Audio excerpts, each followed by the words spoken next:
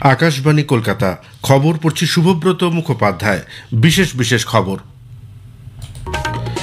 প্রধানমন্ত্রী নরেন্দ্র মোদী বলেছেন, বিশ্বের তৃতীয় বৃহত্তম অর্থনীতি হয়ে ওঠার পথে ভারতকে তার অর্থনৈতিক স্বার্থ সম্পর্কে সতর্ক থাকতে হবে।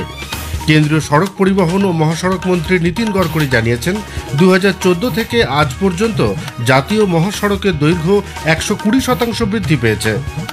ডাক্তারিতে স্নাতকোত্তর স্তরে ভর্তির প্রবেশিকা পরীক্ষার নিট পিজি 2025 আজ সকাল 9টা থেকে শুরু। ইরানের রাষ্ট্রপতি মাসুদ পেজেশকিয়ান দুদিনের সরকারি সফরে আজ পাকিস্তান পৌঁছেছেন। অ্যান্ডারসন তেন্ডুলকর ট্রফি ক্রিকেটে পঞ্চম টেস্টের চতুর্থ দিনে ইংল্যান্ড আজ 1 উইকেটে 50 রান হাতে নিয়ে তাদের অসমাপ্ত দ্বিতীয় ইনিংস শুরু করবে। আসছে বিস্তারিত খবরে। প্রধানমন্ত্রী নরেন্দ্র মোদী বলেছেন, ভারত বিশ্বের তৃতীয় বৃহত্তম অর্থনীতি হয়ে ওঠার পথে এগিয়ে চলেছে। এ কারণে ভারতকে তার অর্থনৈতিক স্বার্থ সম্পর্কে সতর্ক থাকতে হবে। উত্তরপ্রদেশের বারাণসীতে গতকাল 2200 কোটি টাকা মূল্যের বিভিন্ন উন্নয়নমূলক প্রকল্পের উদ্বোধন ও শিলান্যাসের পর এক জনসভায় প্রধানমন্ত্রী ভাষণ দিচ্ছিলেন। শ্রী মোদী বলেন, আন্তর্জাতিক অর্থনীতি বর্তমানে বহুমুখী অনিশ্চয়তার সম্মুখীন।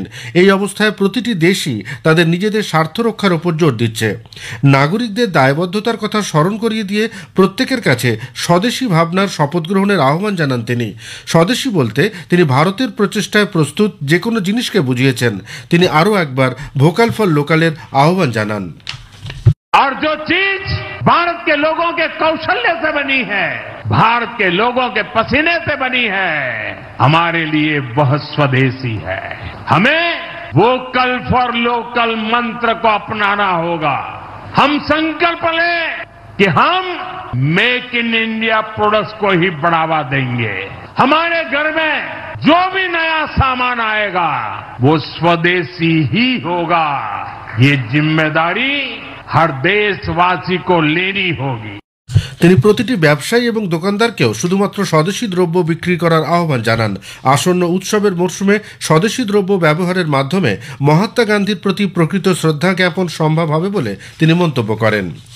প্রধানমন্ত্রী বলেছেন, 140 কোটি মানুষের একতা ও শক্তি অপারেশন সিন্দুরে সাফল্য এনে দিয়েছে।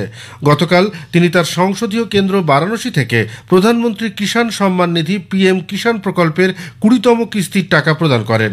এর আওতায় 9,70,00,000-এর বেশি কৃষকের ব্যাংক অ্যাকাউন্টে সরাসরি 20,500 কোটি টাকা হস্তান্তর করা হয়। কেন্দ্রীয় সড়ক পরিবহন ও মহাসড়ক মন্ত্রী নীতিন গডকরি বলেছেন, প্রধানমন্ত্রী নরেন্দ্র মোদীর নেতৃত্বাধীন কেন্দ্রীয় সরকার পরিকাঠামো ভিত্তিক অর্থনীতি উন্নয়নের উপর জোর দিচ্ছে।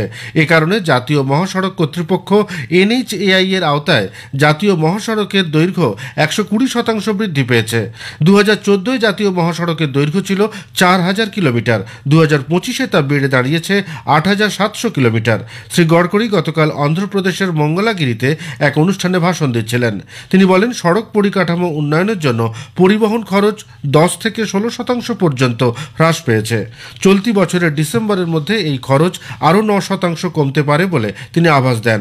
পরিবহন খরচ হ্রাসের ফলে রপ্তানি এবং কর্মসংস্থান দুই বৃদ্ধি পাবে বলে তিনি প্রত্যয় ব্যক্ত করেন।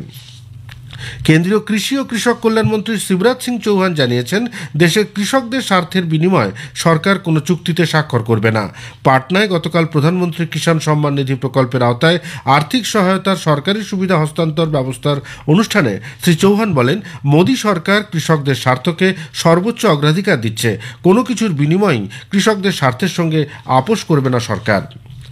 ডাক্তারিতে স্নাতকোত্তর স্তরে ভর্তির প্রবেশিকা পরীক্ষার নিট পিজি 2025 আজ নেওয়া হবে। প্রায় 2,50,000 ডাক্তারি স্নাতক এই পরীক্ষায় বসবেন। পরীক্ষা চলবে সকাল 9টা থেকে দুপুর 12:30 পর্যন্ত। কম্পিউটার ভিত্তিক এই প্রবেশিকা পরীক্ষা নিচ্ছে national board of examinations in medical sciences.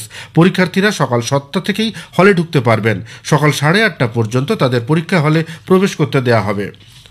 নির্বাচন কমিশন বুথ স্তরের আধিকারিকদের ভাতা দ্বিগুণ করেছে। এছাড়া ভোটার তালিকা তৈরি ও সংশোধনের কাজে নিযুক্ত ব্লক পর্যায়ের সুপারভাইজারদেরও ভাতা বাড়ানো হয়েছে। কমিশন সূত্রে জানানো হয়েছে, ব্লক স্তরের আধিকারিকদের বার্ষিক ভাতা 6,000 থেকে বাড়িয়ে 12,000 টাকা করা হয়েছে। অন্যদিকে ভোটার তালিকা প্রস্তুতের কাজে নিযুক্ত আধিকারিকদের উৎসাহ ভাতাও 1,000 টাকা থেকে বাড়িয়ে 2,000 টাকা করা হয়েছে। ব্লক স্তরের সুপারভাইজাররা এখন থেকে বছরে 12,000 টাকার জায়গায় 18,000 টাকা পাবেন। প্রাক্তন কেন্দ্রীয় মন্ত্রী তথা বিজেপি নেতা প্রয়াত অরুণ জেটলির বিরুদ্ধে অবমাননাকর মন্তব্যের জন্য কংগ্রেস নেতা রাহুল গান্ধীর সমালোচনা করেছে বিজেপি। গতকাল নতুন দিল্লিতে দলের নেত্রী তথা কেন্দ্রীয় মন্ত্রী নির্মলা সীতারামন বলেন, কংগ্রেস নেতা রাহুল গান্ধী অত্যন্ত দায়িত্বজ্ঞানহীনতার পরিচয় দিয়ে জনপরিসরে বিভিন্ন নেতা এমনকি প্রয়াতদের বিরুদ্ধেও ভিত্তিহীন অভিযোগ তুলছেন।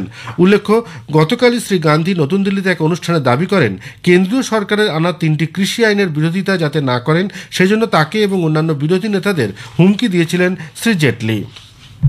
খবর শুনছেন আকাশবাণী থেকে।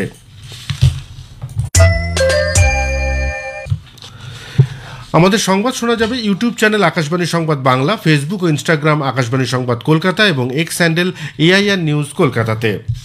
ইরানের রাষ্ট্রপতি মাসুদ পেজেশকিয়ান দুদিনের সরকারি সফরে আজ পাকিস্তান পৌঁছেছেন। দ্বিপাক্ষিক বাণিজ্য বার্ষিক $10 বিলিয়ন নিয়ে যেতে এবং পারস্পরিক সম্পর্ক আরও মজবুত করাই এই সফরের লক্ষ্য।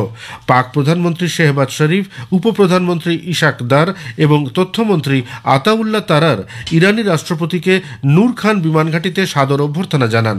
সফরকারী রাষ্ট্রপতির সম্মানে 21 বার তোপধ্বনি করা হয়। রাষ্ট্রপতি পেজেশকিয়ানের সঙ্গে বিদেশমন্ত্রী আব্বাস আরাগচি সহ অন্যান্য মন্ত্রী এবং উচ্চ পর্যায়ের এক প্রতিনিধি দল এই সফরে এসেছেন। ভারত স্পেনের কাছ থেকে আরও 16টি সামরিক সরঞ্জাম পরিবাহী এয়ারবাস C-295 পাওয়ায় দেশের প্রতিরক্ষা ক্ষমতা বেশ কয়েকগুণ বৃদ্ধি পেল। গতকাল স্পেনের সেভিলিতে ভারতীয় রাষ্ট্রদূত দীনেশ কে পট্টনায়ক এবং ভারতীয় বিমান বাহিনীর উচ্চপদস্থ আধিকারিকদের হাতে এই সামরিক বিমানগুলি তুলে দেওয়া হয়। মাদ্রিদের ভারতীয় দূতাবাস থেকে গতকাল এক্স হ্যান্ডেলে জানানো হয়েছে, নির্ধারিত সময়ের 2 মাস আগেই এই বিমানগুলি পাওয়া গেছে। পশ্চিম এশিয়ার গাজায় জর্ডন, মিশর, জার্মানি, ফ্রান্স, স্পেন এবং সংযুক্ত আরব আমিরাতের পক্ষ থেকে সাধারণ মানুষের জন্য খাবার এবং ওষুধপত্র আকাশপথে পৌঁছে দেওয়া হয়। ইসরায়েল প্রতিরক্ষা বাহিনী সূত্রে জানানো হয়েছে, গত শুক্রবার এই ধরনের 126টি ত্রাণ সাহায্যের প্যাকেজ গাজার বিভিন্ন স্থানে বিমান থেকে নামানো হয়। এই প্রথম গাজার অধিবাসীদের সাহায্য দানের কাজে জার্মানি, স্পেন এবং ফ্রান্স অংশ নিল। মার্কিন যুক্তরাষ্ট্র গতকাল এক মহিলা সহ 39 জন বাংলাদেশি নাগরিককে ঢাকায় ফেরত পাঠিয়েছে। হজরত শাহজালাল আন্তর্জাতিক বিমানবন্দরের আধিকারিকরা জানিয়েছেন, ওই নাগরিকদের মার্কিন সামরিক বিমানে করে পাঠানো হয়েছে। যাত্রার সময় কোনো নাগরিকদের হাতকড়া পরানো ছিল বলে সংবাদ সংস্থার খবর। বেঙ্গালুরু সাংসদ এবং বিধায়কদের জন্য বিশেষ আদালত প্রাজওয়াল রেভান্নাকে আমৃত্যু কারাদণ্ডের নির্দেশ দিয়েছে। এছাড়াও তাকে 10 লক্ষ টাকা জরিমানা করা হয়েছে। 47 বছর বয়স্ক এক মহিলার অশ্লীল ধর্ষণের ভিডিও সোশ্যাল মিডিয়ায় আপলোড করার অভিযোগ প্রমাণিত হওয়ায় আদালত এই নির্দেশ দেয়।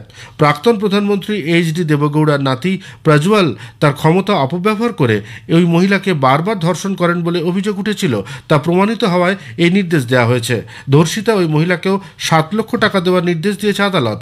গতকাল এই মামলায় প্রজ্জ্বলকে দোষী সাব্যস্ত করা হয় এবং শাস্তি ঘোষণা করা হয়। গতকাল প্রাজওয়ালের বিরুদ্ধে আরও 3টি একই ধরনের মামলা বিচারাধীন রয়েছে। স্বাধীনতা দিবসের ভাষণে সাধারণ মানুষের চিন্তাভাবনা তার সঙ্গে ভাগ করে নেওয়ার জন্য প্রধানমন্ত্রী নরেন্দ্র মোদী দেশবাসীর প্রতি আহ্বান জানিয়েছেন। সামাজিক মাধ্যমে এক বার্তায় শ্রী মোদী জানান, জনগণ তাদের ভাবনা চিন্তা ও মতামত মাইগভ ওপেন ফোরাম এবং নমো অ্যাপের মাধ্যমে তার কাছে পাঠাতে পারবেন। ওভালে অ্যান্ডারসন তেন্ডুলকর ট্রফির 5ম টেস্টের গতকাল 3য় দিনের শেষে ভারতের বিরুদ্ধে ইংল্যান্ড দ্বিতীয় ইনিংসে 1 উইকেটে 50 রান করেছে।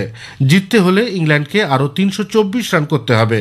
এর আগে ভারতের দ্বিতীয় ইনিংস 396 রানে শেষ হয়। যশস্বী জয়সওয়াল 118, আকাশদীপ 66, রবীন্দ্র জাদেজা ও ওয়াশিংটন সুন্দর উভয়ই 53 রান করেছেন। ধ্রুব জুরেল 34 রান করেন। ইংল্যান্ডের জস টং 5টি উইকেট নেন।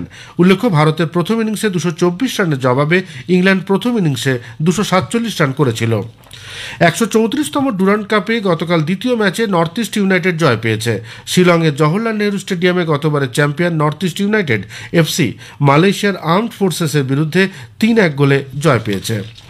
শেষ করার আগে খবরের বিশেষ কিছু অংশ আরও একবার। প্রধানমন্ত্রী নরেন্দ্র মোদী বলেছেন, বিশ্বের 3য় বৃহত্তম অর্থনীতি হয়ে ওঠার পথে ভারতকে তার অর্থনৈতিক স্বার্থ সম্পর্কে সতর্ক থাকতে হবে। কেন্দ্রীয় সড়ক পরিবহন ও মহাসড়ক মন্ত্রী নীতিন গডকরি জানিয়েছেন 2014 থেকে আজ পর্যন্ত জাতীয় মহাসড়কের দৈর্ঘ্য 120% বৃদ্ধি পেয়েছে। ডাক্তারিতে স্নাতকোত্তর স্তরে ভর্তির প্রবেশিকা পরীক্ষা নিট পিজি 2025 আজ সকাল 9টা থেকে শুরু। ইরানের রাষ্ট্রপতি মাসুদ পেজেশকিয়ান দুদিনের সরকারি সফরে আজ পাকিস্তান পৌঁছেছেন। খবর শেষ হলো, এর পরের খবর 7টা বেজে 25 মিনিটে।